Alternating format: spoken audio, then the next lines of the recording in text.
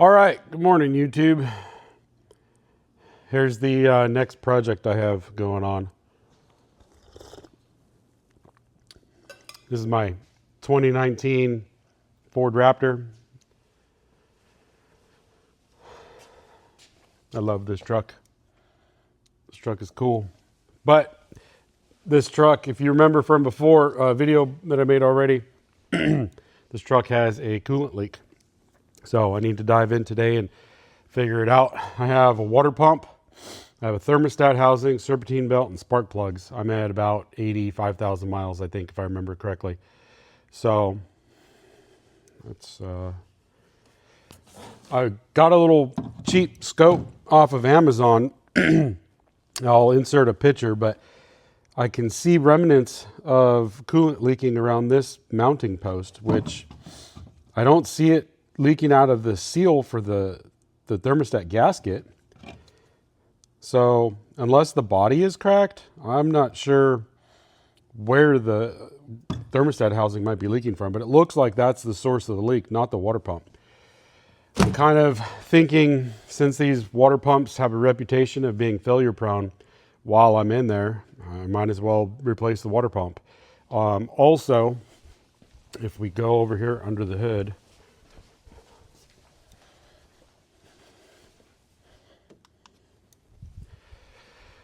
the coolant hoses, all of these coolant hoses, like way down in there. I don't know if I can zoom in. Those crimped ends on the coolant hoses, I guess they're all prone to cracking. You see that down in there? So I've got a few of them that are cracked. This one's leaking right here. So I want to inspect that hose. Apparently that hose is like around $250. It's kind of ridiculous. It's kind of ridiculous to spend that kind of money to buy a replacement hose that's just going to be just as failure prone to cracking and leaking. But I need this vehicle to be 100% as reliable as possible. So I might take that coolant hose off and see if I can find a different solution to replace that poorly crimped area with something better. And if not, then I'm just going to buy a new hose and replace it. So looking around online, looks like, well, the intake piping has to come off. The D-gas bottle's got to come off. Maybe the throttle body. Some people are taking the throttle body off. I don't know if it's just a C-better. I'm not too sure. So I've never been into one of these engines, so there's first time for everything. I'll get into it and just start taking things apart, figure it out as I go. Would be really nice to know exactly what is leaking, so that way we can fix it and make it good to go. But anyways, that's the next project, so let's get into it.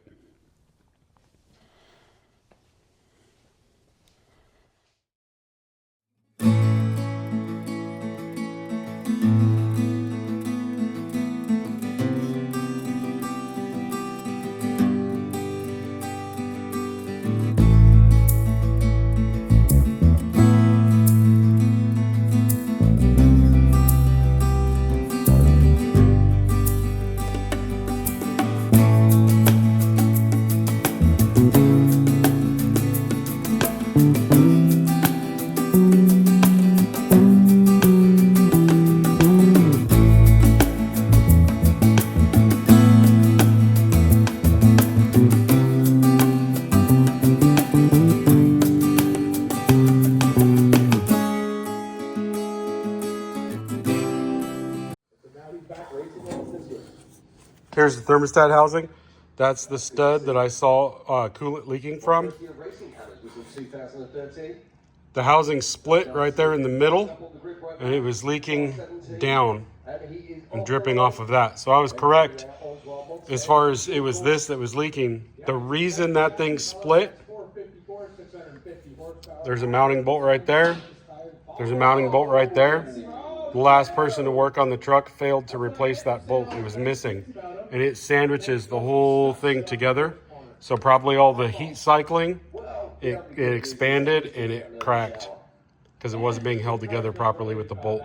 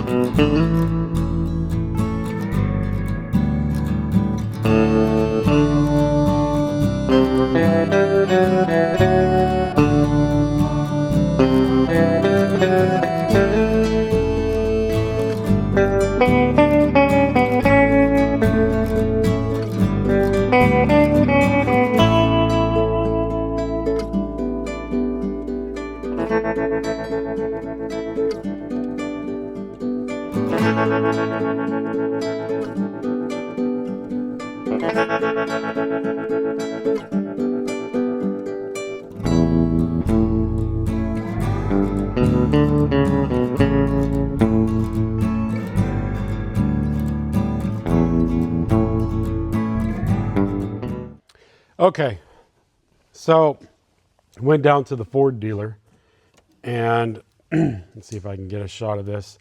This is going to be all these cooling lines on these trucks. If you can see down here, let's see if I can get in there. Okay, see that cooling line? That connects to the heater core, the lower heater core.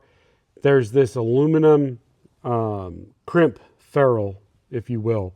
And every single one of these cooling lines on this truck that has that aluminum crimp ferrule, the crimp splits right next to where it's crimped. And then the hose starts leaking like this one.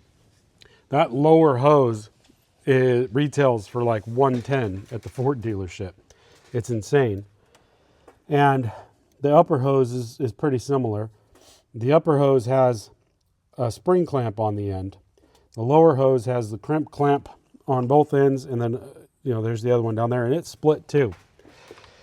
The hose that connects to the degas bottle and runs to that water nipple on the water pump, it has one crimp as well. So you're looking at probably about 300 hoses or $300 retail to replace those 3 hoses on this truck. That one's over there, it's starting to leak already. If I'm driving out in Arizona and it's super hot in the summertime like I often do, and that hose pops off, it could cost you an engine. So instead of spending $300 to replace the hoses that are going to have the same problem, I came up with a different solution. So let me take you over to the bench and I'll show you what I'm looking at. Okay, this is the hose. This connects to the water pump. This connects to that other thing, water pump connection, and then this one right here connects to the degas bottle, and it had this is the crimp I'm talking about. So the crimp's always they split right here. So all I did was grab a screwdriver, push it underneath here, and pry this off. And what happened, or what it looks like, is this is what goes into the end of this hose, and it's just a simple barbed nipple, just like anything else. So what I did, I went to the Ford dealer. Since this end of the hose connects with a spring clamp, I bought more of these spring clamps.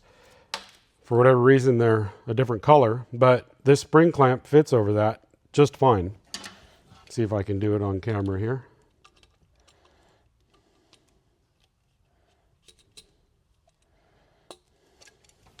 Has great tension.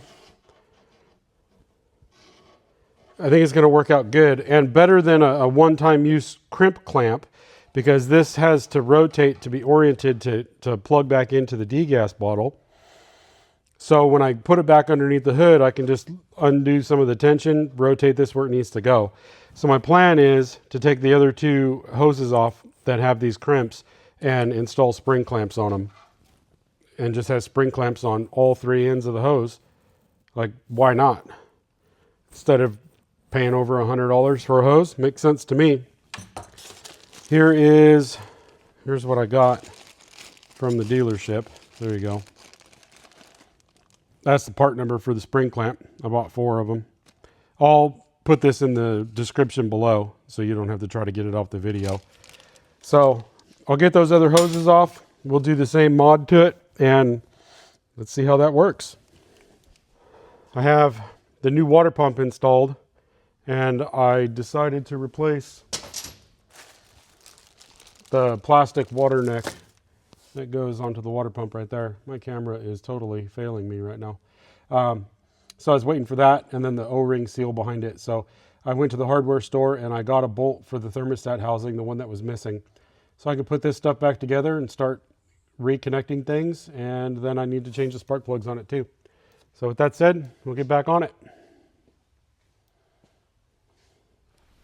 All right, so you can see that thing's split right there. And that's, I guess all of these hoses split like that.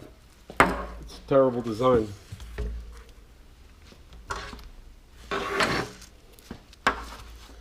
So you can kind of get in here. I just used a screwdriver on the last one. Kind of pried it up a little bit. You want to make sure not to crack the plastic nipple.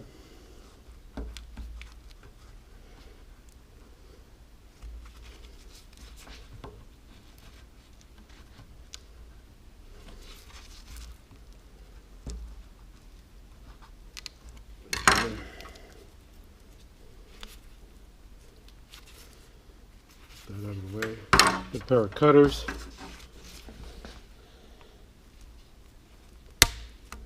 Cut it.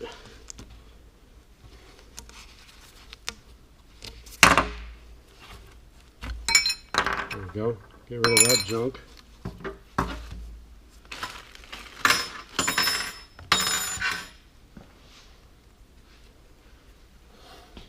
Those spring clamps have a lot of tension on them.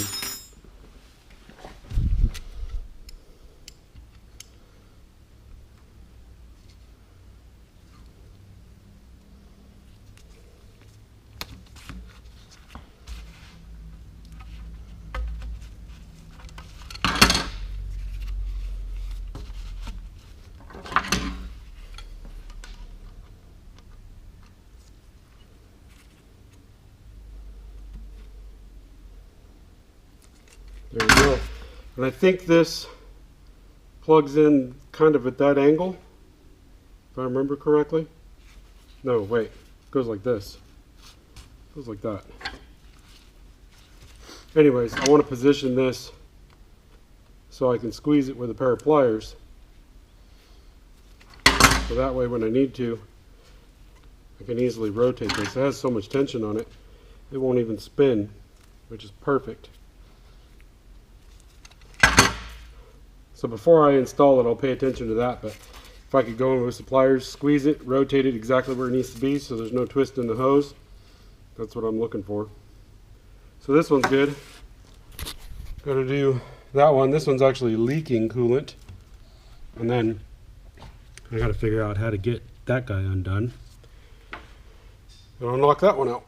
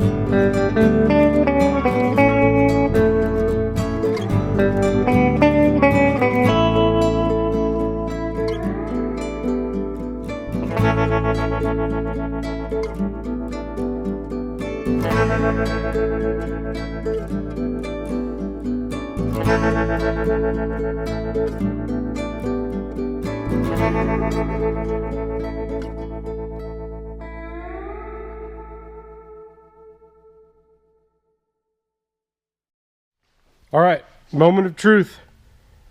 Let's see if she fires up.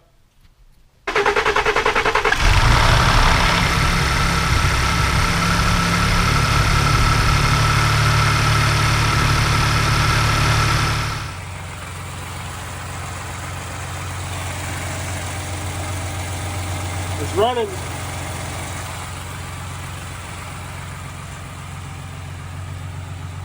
So that went well. I spilled a little bit of coolant when I was taking the vacuum bleeder off. Other than that, I don't see any leaks. Looks pretty solid. A little bit of a misfire, it sounded like, on startup. That was kind of interesting. I'm not sure what was going on there. When I pulled the spark plugs out, one of them had a lot of oil on the threads, but I suspect the last tech that worked on it when they did the last set of cam phasers, he pulled the valve covers off. So I suspect probably a little oil got down into the spark plug hole when he took the valve cover off. That's what I'm guessing. The tip of the spark plug was not oily at all, so it looked like it was kind of coming from the top down. So maybe a little bit of oil got into that cylinder, and maybe that caused a goofy misfire, or maybe it was just fuel related. I'm not too sure. I've taken a lot of things off and put it back together, but I think my next step is to put the skid plates on and then take it for a test drive. It did idle smooth. Oh, you know what? Maybe it didn't idle correctly because I forgot to plug that in. That's funny. See, there's always something. You touch a lot of things and you're bound to miss something. I didn't see a check engine light though, so I'm assuming that's probably just the air intake temperature sensor, but I'm not sure. So let's do this. Let's plug that in, and then let's double or triple or quadruple check whatever I'm at, everything that I touched. I'll put the engine cover back on, the skid plate back on, and then I'll go for a test drive. How about that? All right, so I went on my test drive, maybe put about 10 miles on it, got it up to operating temp, came into boost, ran fantastic. The idle's a lot smoother than what it was. So I'm at 85,000 miles and I've never done the spark plugs. Ford recommends doing them at 100,000.